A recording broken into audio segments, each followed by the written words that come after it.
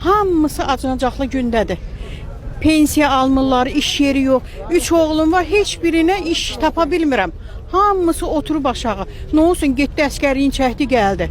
O demək deyir ki, elə gəl otur evdə. Bəs yaxşı 30 yaş, 35 yaşa çatıb oğlanlarımız. Heç biri evlənə bilmir. Deyir, evləndim. Mən onu neynə saxlayacağam? Uşaq olandan sonra uşağın yeməyi var, içməyi var, uşağa baxmaq var. Uşaq pulu vermirsən, heç nə vermirsən. Bəs yaxşı bu cəmaatı bir gözünüzü açın baxın da.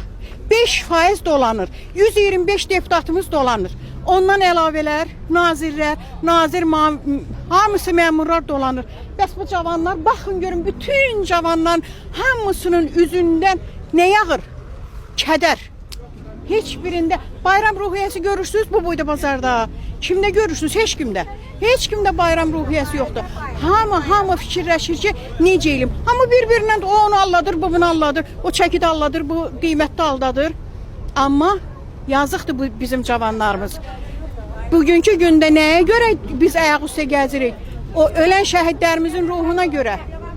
Bəs yaxşı, indi bugünkü gündə səhəri günü yenə də İran oradan gəlib dirənib, Ermənistan oradan daşıyır bütün şeyləri. Səhər gün yenə bu cavanlarımız, mənim oğlanlarım gedəcək.